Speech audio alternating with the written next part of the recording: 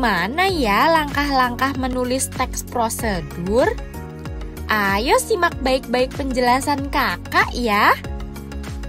Teks prosedur adalah teks yang berisi langkah-langkah atau tahapan melakukan suatu kegiatan. Ayo perhatikan contoh teks prosedur dan susunan teks prosedur berikut ya.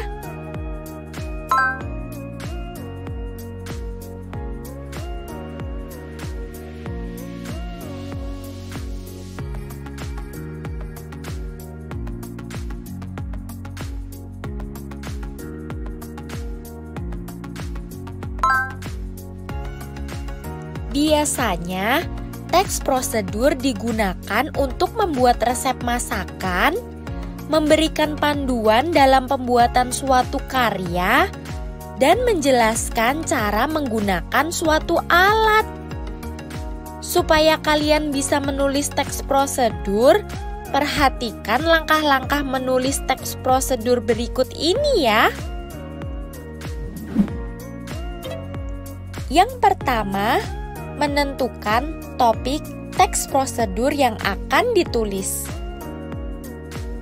Yang kedua, menentukan tujuan penulisan teks tersebut. Yang ketiga, mengumpulkan informasi. Kalian bisa mencari informasi dari media cetak dan media elektronik. Yang keempat, menyusun kerangka teks. Yang kelima, mengembangkan informasi ke dalam langkah-langkah. Yang keenam, merevisi teks. Lakukan revisi dengan cara membaca kembali teks yang telah kalian tulis dengan cermat. Kemudian, perbaikilah tulisan kalian jika masih terdapat kesalahan. Yang ketujuh, menulis teks prosedur dengan lengkap dan jelas. Nah, adik-adik, itulah langkah-langkah menulis teks prosedur. Tentu kalian sudah paham, bukan? Sekian dulu video pembelajaran kali ini. Sampai jumpa lagi pada video pembelajaran lainnya.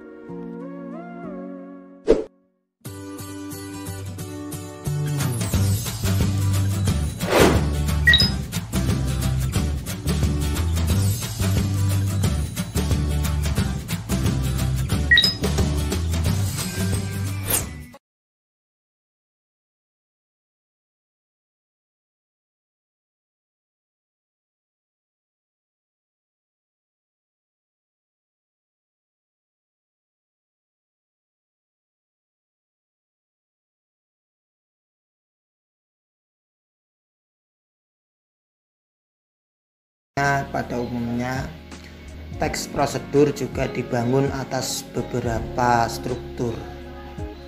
Nah, tahukah kalian semua tentang struktur yang membangun teks prosedur itu?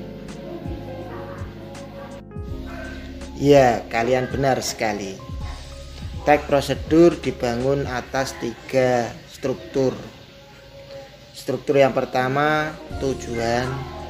Kemudian struktur yang kedua berupa tahapan, dan yang terakhir berupa penegasan ulang. Mari kita bahas satu persatu struktur teks prosedur tersebut. Bagian awal atau pertama adalah berisi tentang tujuan.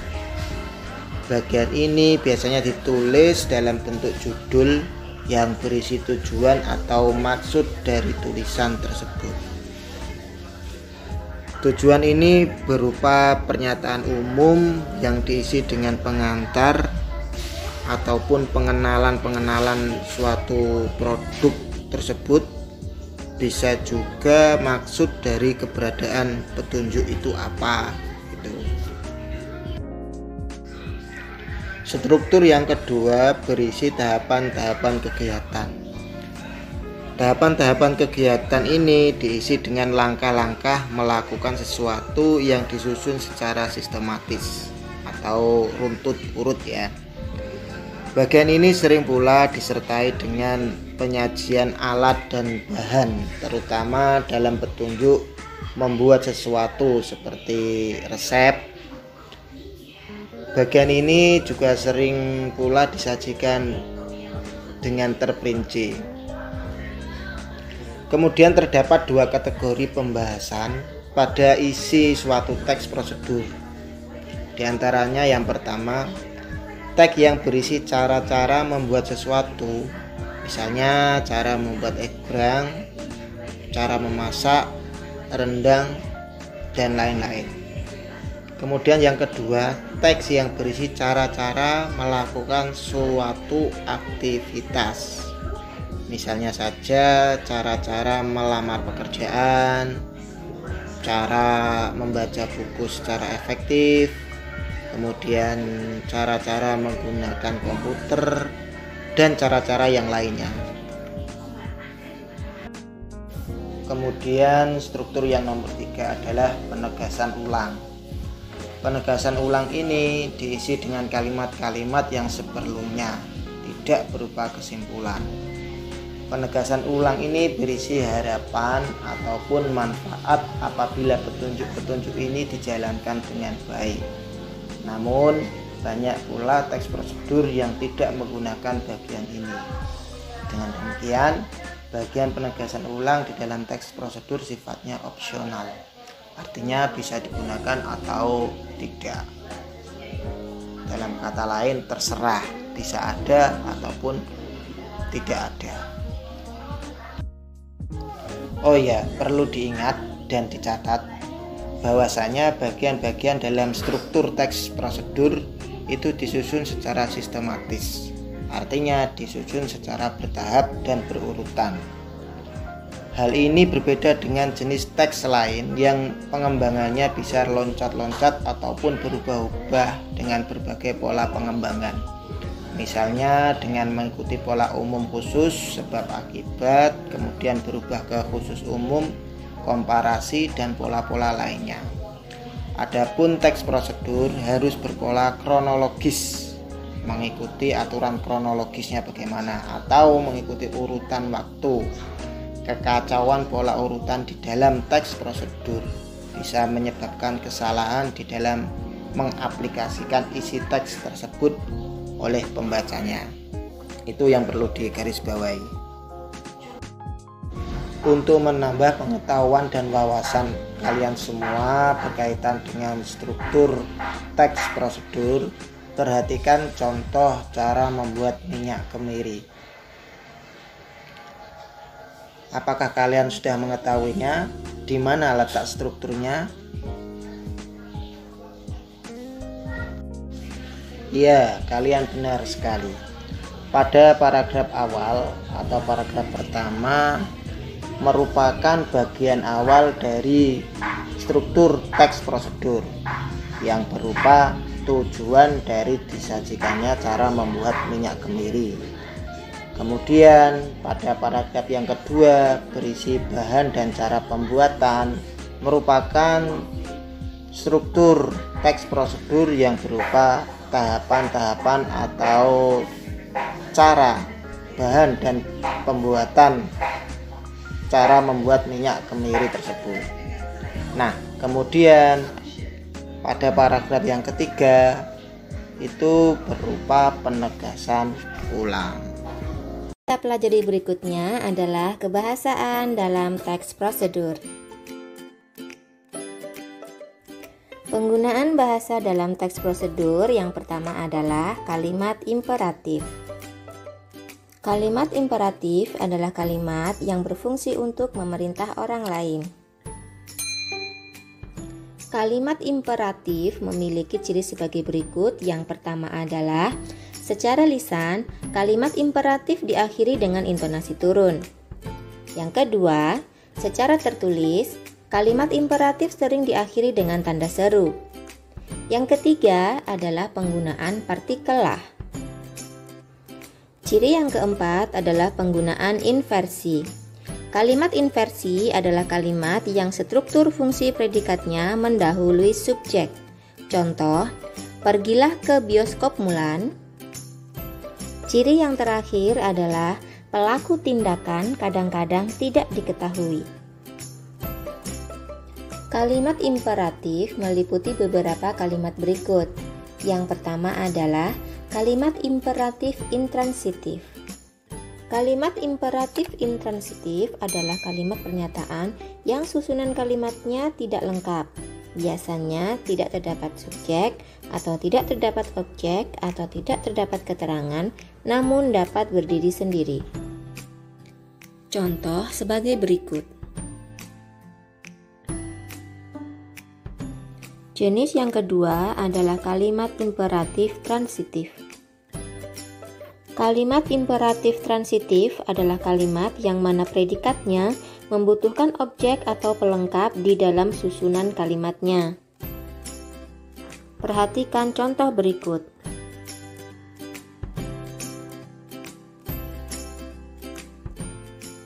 Kalimat imperatif berikutnya adalah kalimat imperatif perintah atau suruhan.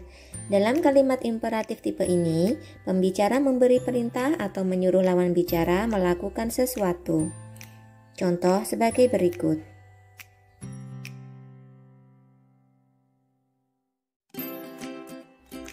Selanjutnya ada kalimat imperatif perintah halus. Dalam kalimat imperatif ini, pembicara memberikan perintah secara halus kepada lawan bicara. Contoh sebagai berikut. Jenis yang selanjutnya adalah kalimat imperatif permohonan. Pembicara meminta lawan bicara melakukan sesuatu sesuai dengan permohonan pembicara. Contoh sebagai berikut. Kalimat imperatif berikutnya adalah kalimat imperatif ajakan atau harapan. Di sini, pembicara mengajak atau berharap lawan bicara melakukan sesuatu. Contoh sebagai berikut. Jenis selanjutnya adalah kalimat imperatif larangan atau perintah negatif. Dalam kalimat imperatif ini, pembicara menyuruh dengan melarang lawan bicara melakukan sesuatu. Contoh sebagai berikut. Dan jenis yang terakhir adalah kalimat imperatif pembiaran. Di sini, pembicara menyuruh lawan bicara untuk tidak melarangnya melakukan sesuatu. Contoh sebagai berikut.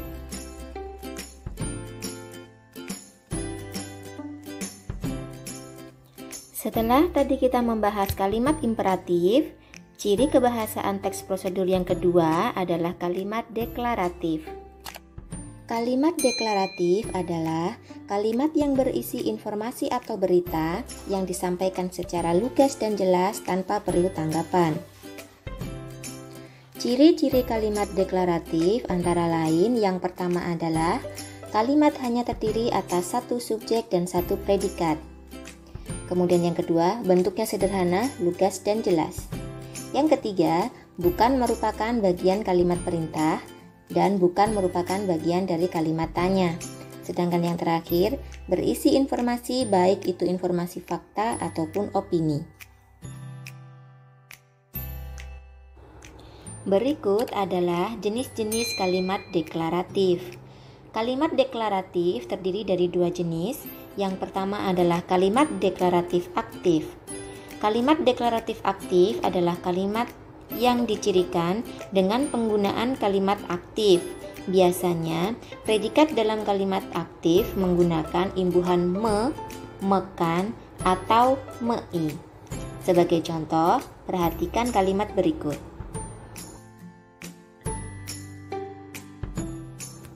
Jenis kalimat deklaratif yang kedua adalah kalimat deklaratif pasif. Kalimat ini dicirikan dengan penggunaan kalimat pasif. Biasanya, predikat dalam kalimat pasif menggunakan imbuhan di, dikan, dii, atau teran. Sebagai contoh, perhatikan kalimat berikut. Ciri kebahasaan yang ketiga yaitu penggunaan verba aksi. Verba aksi adalah verba yang menyatakan perbuatan. Perbuatan dalam verba aksi menjelaskan sesuatu yang dilakukan oleh subjek. Contoh sebagai berikut: tidur, makan, minum, belajar, membaca. Ciri-ciri verba aksi antara lain yang pertama adalah menjelaskan sesuatu yang dilakukan oleh subjek. Artinya, verba aksi ini menduduki posisi sebagai predikat dalam sebuah kalimat. Ciri yang kedua adalah dapat digunakan dalam bentuk imperatif. Jenis kalimat imperatif mengandung verba aksi adalah kalimat perintah. Contoh, minum obat itu. Ciri verba aksi berikutnya adalah penggunaan bentuk pasif. Kalimat pasif adalah kalimat yang subjeknya dikenai suatu perbuatan atau aktivitas. Kalimat pasif biasanya diawali dengan awalan ter atau di. Kalimat pasif dalam teks prosedur digunakan jika pembicara membicarakan proses bagaimana sesuatu dibuat atau dilaksanakan, bukan sebagaimana membuat atau melakukan sesuatu. Contoh sebagai berikut. Ciri selanjutnya adalah penggunaan kriteria atau batasan. Teks prosedur dibuat agar orang bisa melakukan sesuai langkah-langkah yang telah dituliskan. Oleh karena itu, kalimat dalam teks prosedur harus terperinci dan jelas batasannya. Contoh sebagai berikut. Masih mengenai ciri dari verba aksi, yang berikutnya adalah menggunakan kata keterangan. Keterangan adalah fungsi kalimat yang mudah berpindah posisi. Keterangan berfungsi memberi informasi tambahan dalam suatu kalimat. Ciri-ciri keterangan adalah: yang pertama adalah keterangan bukan unsur utama dalam sebuah kalimat. Yang kedua, keterangan dapat terletak di bagian awal, bagian tengah, dan bagian akhir dari sebuah kalimat, kecuali antara predikat dan objek. Contoh sebagai berikut. Jenis-jenis keterangan adalah keterangan tempat, keterangan waktu, keterangan alat, keterangan tujuan, keterangan cara, keterangan penyerta, keterangan perbandingan, dan keterangan sebab. Dan ciri terakhir dari verba aksi adalah menggunakan kata penghubung atau konjungsi. Konjungsi adalah kata yang digunakan untuk menghubungkan satu unsur dengan unsur yang lainnya. Dalam teks cerita prosedur, konjungsi tersebut digunakan untuk menghubungkan satu langkah ke langkah berikutnya. Dan jenis-jenis dari konjungsi ada 4. Yang pertama adalah konjungsi koordinatif. Konjungsi koordinatif adalah konjungsi yang menghubungkan dua unsur atau lebih yang berkedudukan sama. Konjungsi koordinatif antara lain adalah kata atau, serta, tetapi, sedangkan. Konjungsi yang kedua adalah konjungsi korelatif. Konjungsi korelatif adalah konjungsi yang menghubungkan bagian berstatus sama. Berbeda dengan konjungsi koordinatif, konjungsi korelatif terdiri atas dua pasang kata. Contoh konjungsi korelatif adalah tidak hanya tetapi juga, bukan hanya melainkan juga, demikian sehingga, sedemikian rupa sehingga, entah-entah, dan jangankan pun. Jenis yang ketiga adalah konjungsi subordinatif. Konjungsi subordinatif adalah konjungsi yang menghubungkan dua klausa atau lebih yang tidak berkedudukan sama. Satu klausa berkedudukan sebagai induk kalimat, klausa yang lain berkedudukan sebagai anak kalimat. Induk kalimat adalah kalimat yang dapat berdiri sendiri. Sementara itu, anak kalimat tidak dapat berdiri sendiri sehingga harus bergabung dengan induk kalimat. Konjungsi yang terakhir adalah konjungsi antar kalimat. Konjungsi antar kalimat adalah konjungsi yang menghubungkan kalimat dengan kalimat. Konjungsi antar kalimat terletak di awal kalimat. Konjungsi tersebut diakhiri dengan tanda koma untuk memisahkan dengan kalimat yang menyertainya. Demikianlah pembahasan kita mengenai struktur dan unsur kebahasaan teks prosedur. Apabila ada pertanyaan, silahkan tulis di kolom komentar dan jangan lupa like dan subscribe. Terima kasih, sampai jumpa di video selanjutnya.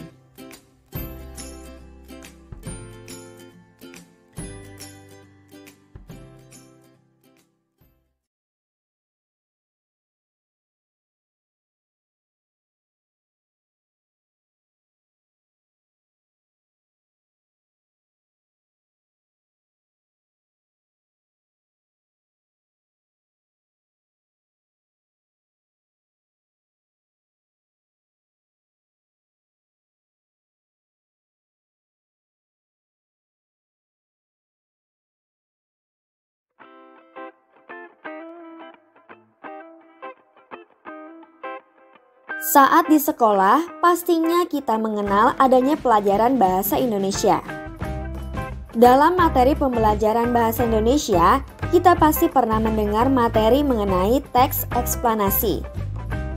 Teks eksplanasi merupakan salah satu bentuk teks penulisan dalam bahasa Indonesia yang berisi tentang proses mengapa dan bagaimana suatu peristiwa alam, ilmu pengetahuan, sosial, budaya, dan lainnya bisa terjadi. Tujuan dari adanya teks eksplanasi yaitu agar pembaca memahami proses dan sebab akibat sebuah peristiwa terjadi melalui isi teks. Dalam teks eksplanasi mengandung fakta yang dirangkai secara berurutan dan hubungan sebab akibat. Jadi, teks ini berguna untuk menguatkan suatu kebenaran yang ada. 1. Informasi dalam teks berdasarkan fakta atau benar-benar terjadi atau faktual.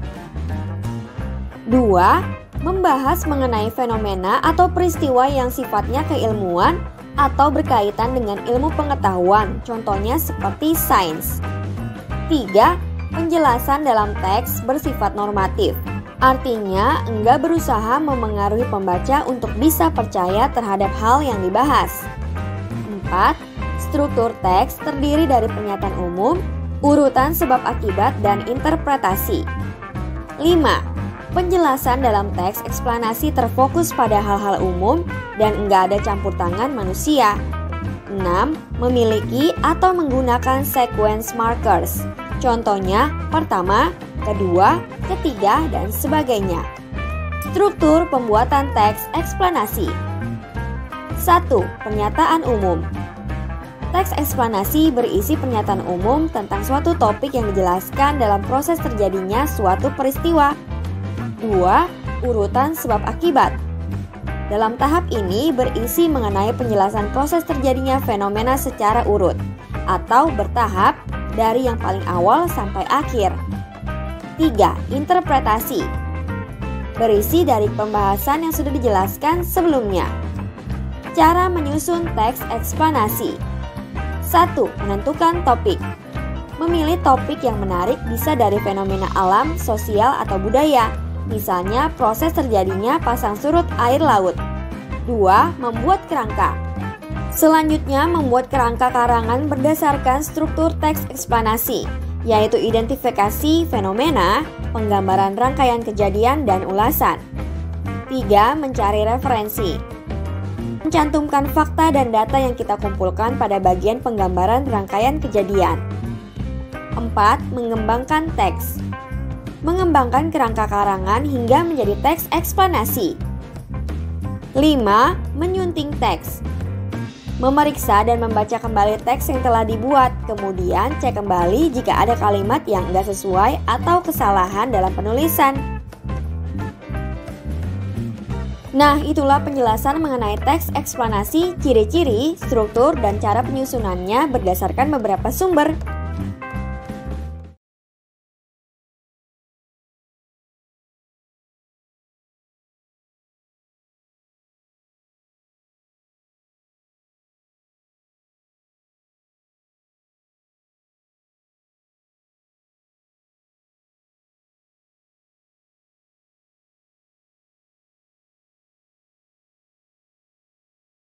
Halo sahabat pintar, kembali lagi bersama Bestari ID di sini.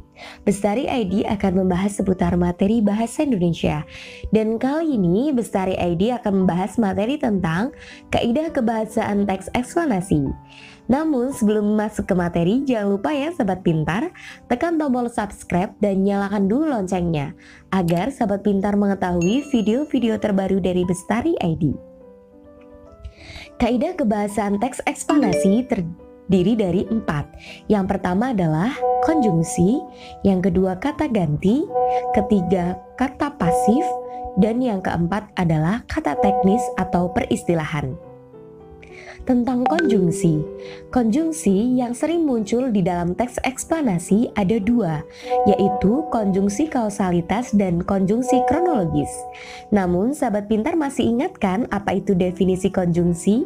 Konjungsi adalah kata penghubung.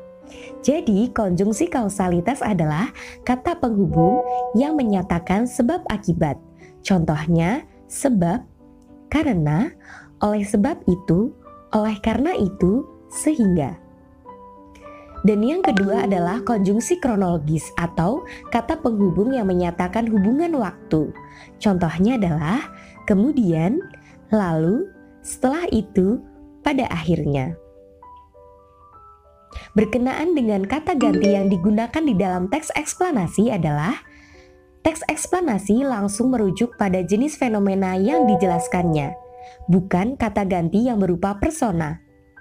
Kata ganti yang digunakan untuk fenomena itu berupa kata benda, dibagi menjadi 2, yaitu konkret dan juga abstrak. Contohnya demonstrasi, banjir, gerhana, kesenian daerah, dan bukan kata ganti orang seperti ia, dia, mereka. Kenapa demikian? Karena objek yang dijelaskan di dalam teks eksplanasi berupa fenomena, bukan berbentuk persona atau berbentuk kata ganti orang. Selanjutnya, kaidah kebahasaan teks eksplanasi adalah banyak menggunakan kata kerja pasif. Contohnya, terlihat, terbagi, terwujud, dimulai, ditimbun, dilahirkan. Jadi, kata kerja pasif itu adalah kata kerja yang kata dasarnya mendapatkan awalan di atau awalan ter. Kaidah kebahasaan berikutnya adalah teks eksplanasi banyak dijumpai kata-kata teknis atau peristilahan. Tentu saja kata teknis atau peristilahan itu sesuai dengan topik yang dibahasnya. Apabila topiknya tentang kelahiran, maka istilah atau kata teknis yang sering muncul adalah istilah-istilah dalam bidang biologi. Demikian pula apabila topiknya tentang kesenian daerah, maka istilah-istilah atau kata teknisnya yang sering muncul adalah istilah dalam bidang budaya dan sebagainya, karena banyak topik yang digunakan di dalam teks eksplanasi. Baik sahabat pintar, itulah kaidah kebahasaan dari teks eksplanasi. Selanjutnya, menentukan pola pengembangan dalam menulis teks eksplanasi. Dalam menentukan pola pengembangannya dibagi menjadi 2. Yang pertama, pola pengembangan sebab akibat, dan yang kedua, pola pengembangan proses. Dalam pola pengembangan sebab akibat dapat menggunakan hal-hal seperti sebab dan dapat bertindak sebagai gagasan umum, sedangkan akibat sebagai perincian pengembangannya. Namun dapat juga terbalik, akibat dijadikan sebagai gagasan umum, maka perlu dikemukakan sejumlah sebab sebagai perinciannya. Yang kedua tentang pola pengembangan proses. Pola pengembangan proses merupakan suatu urutan dari tindakan, perbuatan untuk menciptakan atau menghasilkan sesuatu dari perurutan suatu kejadian atau peristiwa. Untuk menyusun sebuah proses, maka diperlukan langkah-langkah. Langkah-langkahnya adalah mengetahui perincian-perincian secara menyeluruh, membagi proses tersebut menurut tahap-tahap kejadiannya, menjelaskan setiap urutan itu ke dalam detail-detail yang tegas sehingga pembaca dapat melihat seluruh proses itu dengan jelas. Baik sahabat pintar, itulah materi tentang kaidah kebahasan teks eksplanasi dan juga menentukan pola pengembangan dalam menulis teks eksplanasi. Semoga bermanfaat ya untuk sahabat pintar. Kita ketemu lagi di materi berikutnya. Sampai jumpa.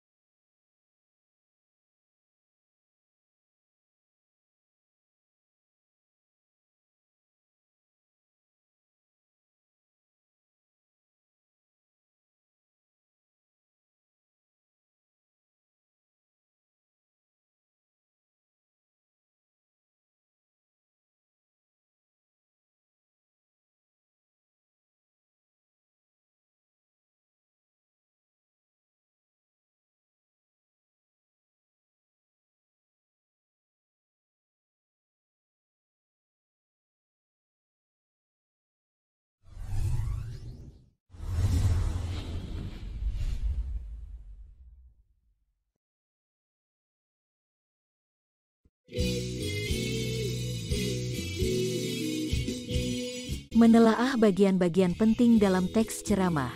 Teks ceramah biasanya terdiri dari beberapa bagian penting yang harus diperhatikan oleh pembicara untuk menyampaikan pesan secara efektif. Berikut adalah beberapa bagian penting dalam teks ceramah yang perlu diperhatikan. 1. Pendahuluan. Bagian pendahuluan adalah bagian pertama dari ceramah yang digunakan untuk memperkenalkan diri, memberikan latar belakang tentang topik, dan menarik perhatian audiens. Pendahuluan yang baik dapat membuat audiens merasa tertarik dan ingin terus mendengarkan. 2. Isi. Bagian isi adalah bagian terpanjang dari ceramah dan berisi tentang informasi dan penjelasan yang terkait dengan topik. Isi harus disusun secara terstruktur dan logis sehingga mudah dipahami oleh audiens. Selain itu, penting juga untuk mengaitkan informasi dengan contoh dan ilustrasi yang relevan untuk membantu audiens memahami pesan yang ingin disampaikan. 3. Penutup. Bagian penutup adalah bagian terakhir dari ceramah yang digunakan untuk merangkum dan menegaskan kembali pesan yang telah disampaikan. Penutup yang efektif harus memberikan kesan yang kuat dan mendorong audiens untuk melakukan tindakan sesuai dengan pesan yang disampaikan. 4. Pernyataan inti. Pernyataan inti adalah bagian penting dari ceramah yang berisi tentang ide atau pesan utama yang ingin disampaikan. Pernyataan inti harus disampaikan dengan jelas dan tegas sehingga audiens dapat memahami dengan mudah. 5. Transisi. Transisi adalah bagian yang digunakan untuk menghubungkan antara bagian pendahuluan, isi, dan penutup. Transisi yang baik dapat membuat audiens merasa mudah mengikuti ceramah dan terus fokus pada pesan yang ingin disampaikan. 6. Bahasa tubuh. Bahasa tubuh atau gerakan tubuh juga merupakan bagian penting dalam ceramah. Gerakan tubuh yang tepat dapat membantu untuk menarik perhatian audiens dan memperjelas pesan yang disampaikan.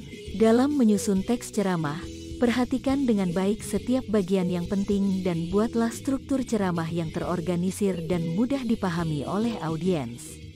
Sebuah ceramah yang efektif dapat membawa perubahan dan inspirasi bagi audiens jika semua bagian penting dalam ceramah dapat dipersiapkan dengan baik.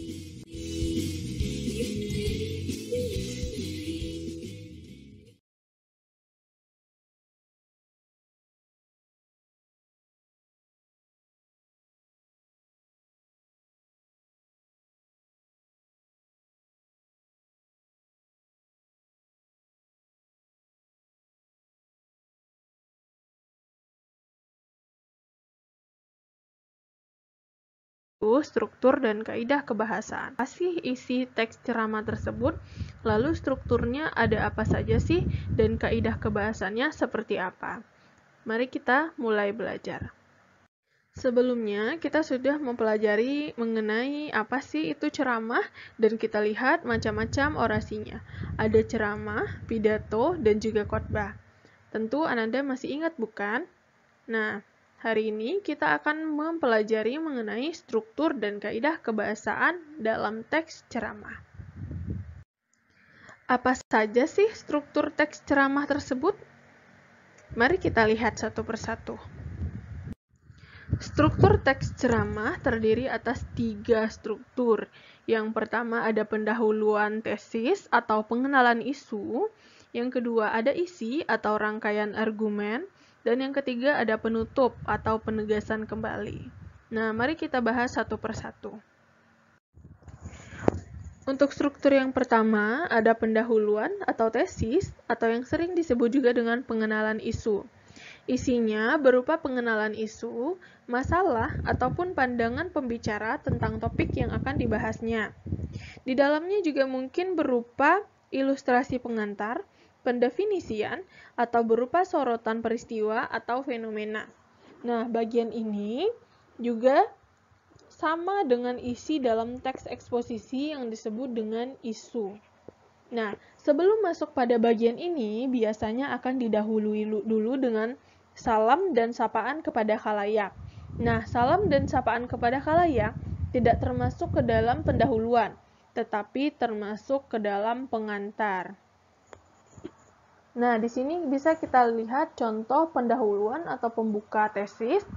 Di sini ada tulisan, pendidikan adalah hak seluruh rakyat Indonesia. Hal tersebut telah tertuang dalam Undang-Undang Dasar 1945 dan dikonkretkan lebih lanjut dalam UU 20 tahun 2003 mengenai sistem pendidikan nasional. Nah, di sini pembukanya berupa penjelasan tentang pendidikan itu seperti apa. Nah, seperti yang disebutkan tadi ada pendefinisian. Struktur yang kedua ada isi atau yang disebut juga dengan rangkaian argumen. Isinya berupa rangkaian argumen pembicara berkaitan dengan pendahuluan atau tesis yang akan dibahasnya. Nah, pada bagian ini dikemukakan pula sejumlah fakta yang memperkuat argumen-argumen pembicara. Nah, contohnya bisa kita lihat pada penggalan teks di bawah ini yang menyatakan bahwa narkoba merupakan permasalahan yang sangat memprihatinkan. Nah, ini adalah argumen dari penulis yang didukung oleh fakta-fakta yang disampaikannya, yaitu bahaya utama dari benda ini bukan hanya terletak pada daya penghancur zat beracunnya saja, namun pada ketergantungan tubuh ketika mengonsumsinya. Nah, jadi argumen pembicara tersebut didukung oleh fakta yang memperkuat argumen tersebut. Nah, struktur yang ketiga ada penutup atau penegasan kembali. Isinya berupa penegasan kembali atas pernyataan-pernyataan sebelumnya. Nah, di sini ada contohnya. Di masa ini, tugas guru yang tidak boleh berhenti mengajar sama pentingnya dengan para pekerja kesehatan yang berusaha menyelamatkan nyawa pasien. Karena para guru dan pejuang pendidikan lainnya harus menyelamatkan masa depan generasi penerus bangsa. Nah, dia memberikan penguatan atau penegasan kembali atas argumen-argumen yang tentunya sudah dipaparkan sebelumnya. Nah, berikut adalah peta pikiran mengenai struktur teks ceramah. Ada pengantar, pendahuluan, isi, penutup. Nah, struktur yang kita pelajari hanya 3, pendahuluan, isi, dan penutup.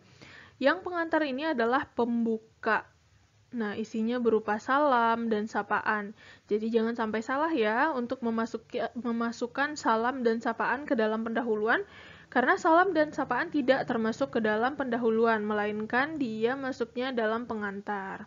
Tetapi struktur yang diakui hanya 3, yaitu pendahuluan, isi, penutup. Pendahuluan isinya ada isu, permasalahan, pandangan umum penulis. Nah, selanjutnya isi ada pendapat, ada informasi yang tentunya berupa fakta, dan penutup berisi simpulan dan rangkuman. Sudah paham bukan mengenai struktur teks ceramah? Nah, selanjutnya kita akan pelajari mengenai kaidah kebahasaan teks ceramah. Sudah siap? Oke, mari kita mulai. Kaidah kebahasaan teks ceramah yang pertama adalah menggunakan kata ganti orang pertama tunggal dan kata ganti orang kedua jamak sebagai sapaan. Oke, mari kita lihat ya. Kata ganti orang pertama. Nah, yang biasa sudah kita ketahui ada saya dan aku. Nah, tetapi jika penceramah ingin melibatkan pendengarnya di dalam ceramah tersebut, maka biasanya penceramah akan menggunakan kata kami ataupun kita. Nah, selanjutnya kata ganti orang pertama. Maaf, ini maksudnya orang kedua.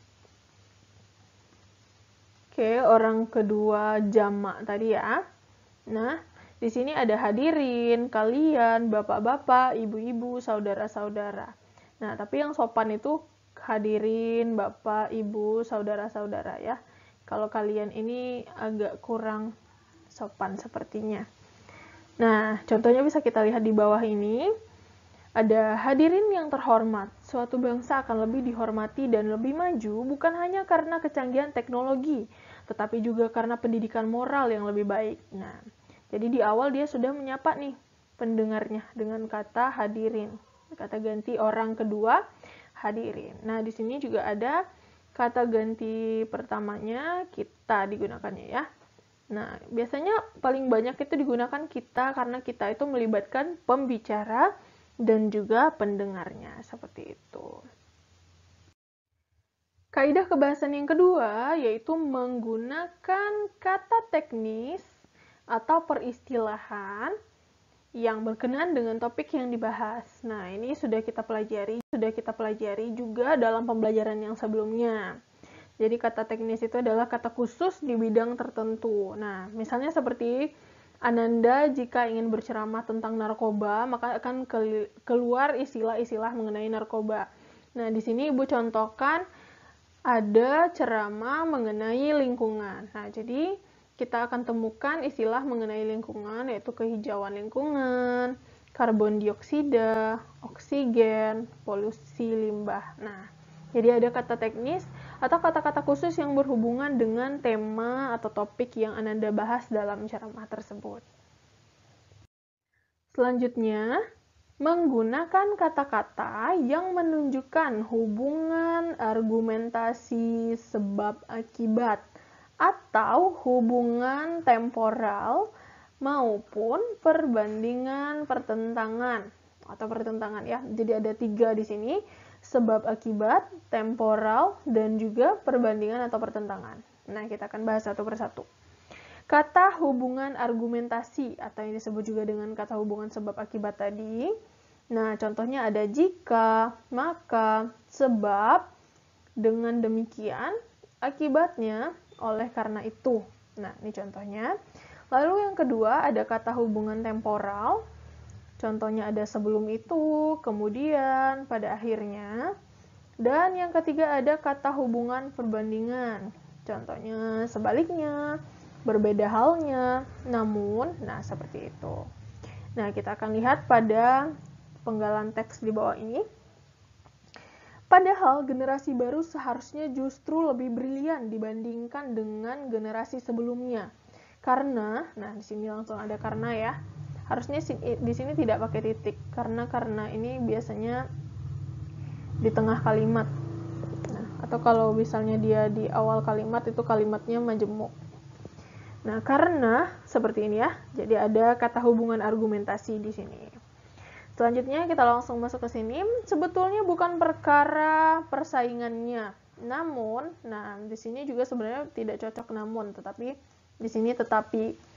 Karena namun ini adalah konjungsi antar paragraf. Antar kalimat. Nah, kalau di sini lebih cocoknya kalau intra kalimat lebih cocok tetapi. Nah, tapi kalau di sini misalnya anggaplah kata namun ada gitu ya. Namunnya termasuk kata hubungan perbandingan atau pertentangan. Selanjutnya, kaidah kebahasaan teks ceramah yang keempat ada menggunakan kata kerja mental. Nah, apa sih kata kerja mental itu? Nah, kata kerja mental adalah jenis kata kerja yang mengekspresikan respons atau sikap seseorang terhadap suatu tindakan, keberadaan, ataupun pengalaman. Nah, kata kerja mental juga disebut sebagai verba tingkah laku. Ini nama lainnya, atau kata kerja behavioral, yang menggambarkan perilaku atau tindakan seseorang ketika menghadapi keadaan tertentu. Nah, contohnya seperti ini. Kita perlu menyadari bahwa sedari awal hidup di bumi ini, kita sudah sangat bergantung pada lingkungan. Di sini ada kata kerja mental, yang merupakan respon atau sikap seseorang terhadap suatu tindakan. Dan juga yang Ananda perlu ketahui bahwasannya kata kerja mental ini menyangkut kata kerja yang tidak terlihat secara kasat mata atau terlihat secara indera seperti itu. Jadi yang bekerjanya adalah mental.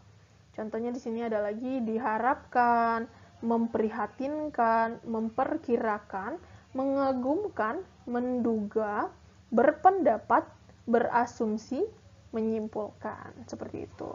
Jadi dia merupakan respon seseorang terhadap suatu tindakan dan kata kerjanya tidak dapat dilihat atau dirasakan secara langsung oleh indera. Tetapi yang bekerjanya adalah mental atau psikis. Nah, kita masuk dalam kaidah kebahasaan teks ceramah yang terakhir, yaitu menggunakan kata-kata persuasif. Kata-kata persuasif adalah kata-kata yang mengajak ya. Contohnya hendaklah, sebaiknya, perlu, harus, diharapkan. Nah, contohnya di sini ada di bagian penutup, biasanya dia di bagian penutup ya kata-kata persuasif ini.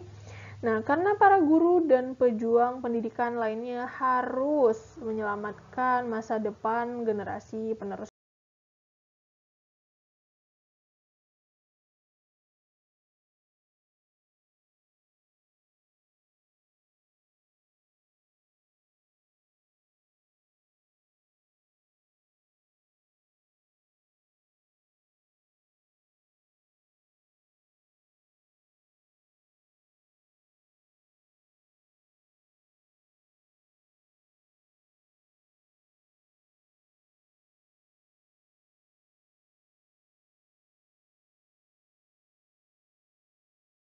Nilai kehidupan dalam cerita pendek. Yang pertama ada nilai budaya, yang kedua ada nilai sosial, yang ketiga ada nilai moral, yang keempat ada nilai keagamaan, yang kelima ada nilai feminisme, dan yang terakhir ada nilai kepahlawanan. Nah, setelah ini akan saya jelaskan satu persatu, maka simak terus sampai akhir ya. Yang pertama, nilai budaya. Apa sih nilai budaya itu? Jadi nilai budaya itu adalah nilai yang berkaitan dengan pemikiran, kebiasaan, adat, dan hasil karya cipta manusia. Ini berkaitan dengan kebiasaan teman-teman, berkaitan dengan adat istiadat, atau hasil temuan manusia. Itu. Contohnya ini dalam cerpennya. Kemudian dengan keramahan yang tidak dibuat-buat, dipersilakannya saya untuk masuk. Tanpa ragu-ragu, saya memilih langsung menuju amben di seberang ruangan. Nah, ini kutipan cerpen Seragam karya Aris Kurniawan. Di mana letak nilai budayanya? Nah, kita ulas. Jadi dari kutipan itu terdapat nilai yang berkaitan dengan adat kebiasaan masyarakat saat seseorang datang bertamu, yakni mempersilahkan tamu untuk masuk dengan ramah. Itu kan termasuk adat kan? Mempersilahkan orang ketika bertamu dipersilakan masuk dengan sopan, termasuk adat istiadat, sehingga termasuk dalam nilai budaya. Contoh yang kedua, ya, silakan disimak. Malam itu saya berada di sini, memperhatikannya belajar. Teplok yang menjadi penerang ruangan diletakkan di atas meja, hampir mendekat sama sekali dengan wajahnya jika dia menunduk untuk menulis. Di mana letak nilai budayanya? Kita ulas.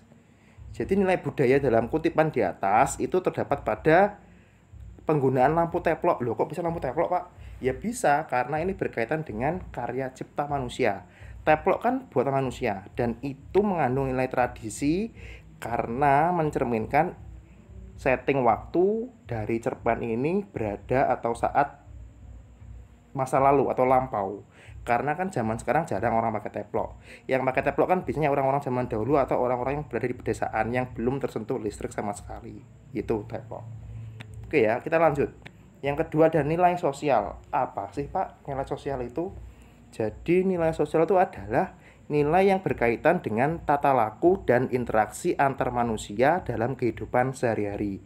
Jadi ini berkaitan dengan interaksi kita dengan sama manusia ya dalam kehidupan sehari-hari. Contohnya, api dengan cepat berpindah membakar punggung saya. Berguling, berguling!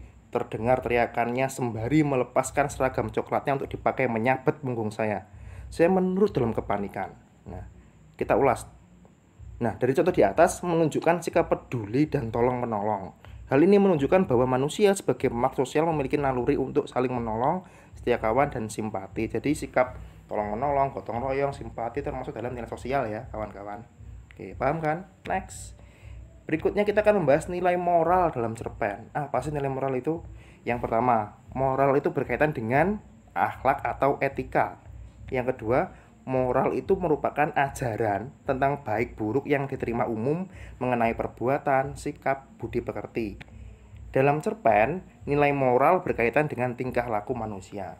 Jadi moral itu kaitannya akhlak teman-teman, etika teman-teman kepada sesama manusia. Berkaitan dengan tingkah laku teman-teman, baik buruk itu termasuk dalam moral ya. Contohnya Bapak dalam cerpen, ini contohnya ya. Tetapi seperti beberapa kali pernah terjadi setiap ia datang kemari, aku memaafkannya. Ia mengempaskan tubuhnya di kursi, tanpa meletakkan tumpukan kertas di sebelah tangannya itu, segera bola matanya beredar ke segenap penjuru ruangan kamarku. Aku menyaksikannya saja dengan sabar. Cerpen judulnya BH karya M.H. Ainun Najib. Tahu M.H. Ainun Najib? Cak Nun itu ya, yang punya Jamaah Ma'iyah itu loh. Ya, silakan nanti browsing, dibaca cerpennya. Nah, dari cerpen ini ada nilai toleransi. Jadi nilai toleransi itu termasuk moral ya. Dan juga ada nilai sabar dan pemaaf. Jadi sabar dan pemaaf termasuk moral. Jadi termasuk dalam nilai moral ya cerpen ini. Kan di sini dia tokoh aku itu kan sabar dan pemaaf. Karena perbuatan dari tokoh temannya tadi, temannya tokoh aku, tapi dia tetap memaafkannya. Itu termasuk nilai moral ya. Berikutnya tentang nilai religius dalam cerpen. Nilai ini berkaitan dengan ajaran keagamaan, yaitu keterkaitan antara manusia dan Tuhan sebagai sumber ketenteraman dan kebahagiaan. Nilai religius dalam cerpen dapat dilihat dari dialog tokoh, perbuatan tokoh, bahkan isi cerita. Bedanya nilai religius dengan nilai moral ya. Kalau religius kan kaitan antara manusia dengan Tuhan. Kalau nilai moral kaitan antara manusia dengan manusia. Jadi perbedaannya terletak di situ ya. Satunya hablum minallah, satunya hablum minanas. Itu kalau dalam Muslim ya. Itu perbedaan antara nilai religius dan nilai moral. Contoh nilai religius. Nah, ini. Saya mengambil contoh dari kutipan cerpennya Robohnya Surau Kami. Ini cerpen yang sangat fenomenal ya. Silakan teman-teman baca, itu sangat sesuai dengan kondisi kita dalam beragama sekarang itu ya. Akhirnya sampailah giliran Haji Saleh. Lalu Tuhan mengajukan pertanyaan pertama. Apa kerjamu di dunia? Aku menyembah engkau selalu Tuhanku. Setiap hari, setiap malam, bahkan setiap masa aku menyebut-nyebut namamu. Lain. Ya Tuhanku, tak ada pekerjaan selain daripada beribadah menyembahmu, menyebut-nyebut namamu. Lain. Sudah hambamu ceritakan semuanya, oh Tuhanku yang maha besar, lagi pengasih dan penyayang, adil dan maha tahu. Dan malaikat dengan sigapnya menjawab Haji Saleh ke neraka. Bayangkan ya, ini dia Haji Saleh itu kan dia taat beribadah, sembahyang terus tapi masuk neraka. Penasaran kenapa masuk neraka? Silakan teman-teman baca ya setelah ini. Nah, ini contoh kedua. Kalian di dunia tinggal di mana? Tanya Tuhan. Kami adalah umatmu yang tinggal di Indonesia Tuhanku. Tanahnya yang maha kaya raya, penuh logam, minyak dan lainnya itu.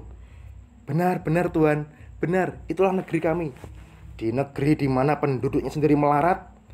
Ya, sungguh pun mereka banyak yang melarat, tapi mereka semua pintar mengaji. Kitabmu mereka hafal di luar kepala. Dan lain sebagainya. Jadi, ini kan dialog antara Tuhan dan manusia ketika di akhirat. Nah, mereka masuk neraka karena membiarkan tetangganya, saudaranya, anak-anaknya itu melarat karena sibuk beribadah. Nah, Tuhan aja udah memberi perintah kan harus seimbang antara akhirat dan dunia. Jangan akhiratnya tok, terus jangan kebalik, jangan dunianya tok, harus seimbang. Nah, ini contohnya ya. Ya betul, silakan nanti teman-teman cek, dibaca cerpennya. Ini sangat bagus ya. Judulnya Robohnya Surau Kami. Oke, next. Yang kelima, kita membahas nilai feminisme dalam cerpen. Nah, apa sih Pak feminisme itu? Baru denger. Nah, ini ya, feminisme itu berkaitan dengan persoalan kesetaraan gender. Tahu gender? Gender itu jenis kelamin ya, artinya gender itu. Feminisme adalah gerakan perempuan yang menuntut persamaan hak sepenuhnya antara kaum perempuan dan laki-laki. Jadi gerakan ini muncul karena ada anggapan bahwa perempuan itu di bawah laki-laki. Ya, jadi perempuan itu pengen setara ya, tidak ada perbedaan antara laki-laki dan perempuan, semuanya sama. Sehingga timbul nilai feminisme ini. Nah, dalam cerpen, contohnya ini saya mengambil cerpen karya Hamsa Terangkuti ya, judulnya yang tadi saya ulas di awal. Maukah kau menghapus bekas bibirnya di bibirku dengan bibirmu? Nah, silakan dibaca. Wanita muda itu berdiri di tepi geladak dengan latar ombak dan burung camar. Sebelum melompat, dia menoleh ke arahku. Seperti ada sesuatu yang terbersit di benaknya yang hendak dia sampaikan kepadaku. Sebelum dia melompat mengakhiri ombak. Ternyata tidak segampang itu membuang segalanya, katanya. Ada sesuatu yang tak bisa dibuang begitu saja. Dipandangnya lengkung langit agak lama, lalu bergumam. Bekas bibirnya tak bisa kubuang begitu saja. Dia berpaling ke arahku. Lama dan agak lama mata itu memandang dalam tatapan yang mengambang. Maukah kau menghapus bekas bibirnya di bibirku dengan bibirmu? Katanya dalam nada ragu. Wah, ini dalam sekali ya. Jangan berpikiran kotor ya. Ini kan kita membahas sastra, membahas keindahan kata-kata ya. Jadi dalam cerpen ini yang mana nilai feminisnya? Nah, dalam contoh di atas justru cerpen ini kontra terhadap perjuangan kelompok feminis. Karena karakter perempuan dalam cerpen di atas tidak berdaya karena telah dikhianati oleh kekasihnya sehingga ia bunuh diri. Jadi kan ini pusatnya kan si perempuan ini. Si perempuan ini bercerita sehingga bisa disebut sebagai nilai feminis dalam kutipan cerpen ini karena menjadikan tokoh wanita sebagai karakter utama yang tidak berdaya terhadap kondisinya yang habis diputus pacarnya itu. Oke, berikutnya nilai kepahlawanan. Nah, nilai yang berhubungan dengan perjuangan dalam meraih sesuatu. Nah, dalam nilai ini meliputi nasionalisme, patriotisme, dan kebersamaan. Contohnya nilai kepahlawanan ya. Aku merawatnya seperti aku merawat keyakinanku pada kemerdekaan, kata dia. Aku menelan ludah. Nah, ini karyanya Tarigan ya. Jadi dalam kutipan ini terdapat nilai nasionalisme karena menggambarkan sikap mencintai bangsa dan negara sendiri dan juga memiliki semangat kebangsaan yang tinggi. Itu contoh nilai kepahlawanan ya. Lalu berikutnya, gimana sih Pak cara mempraktekkan nilai-nilai cerpen tadi dalam kehidupan sehari-hari? Nah, caranya yang pertama adalah teman-teman baca dulu ya, kuncinya dibaca. Baca dulu cerpen dengan teliti. Setelah saya membaca, teman-teman analisis dan teman-teman simpulkan nilai-nilai apa saja yang ditemukan dalam cerpen itu. Kalau udah ketemu, teman-teman baru kaitkan nilai-nilai yang ditemukan dengan kehidupan masyarakat saat ini. Teman-teman kaitkan. Kalau sudah dikaitkan, teman-teman silakan praktekkan nilai-nilainya tadi. Kan banyak nilai bagus, nilai moral, sosial, budaya tadi. Praktekkan supaya tidak mengendap begitu saja. Nah, sekian, terima kasih. Setelah ini akan ada materi tentang unsur pembangun cerpen. Simak di video berikutnya ya. Terima kasih, selamat belajar. Assalamualaikum warahmatullahi wabarakatuh.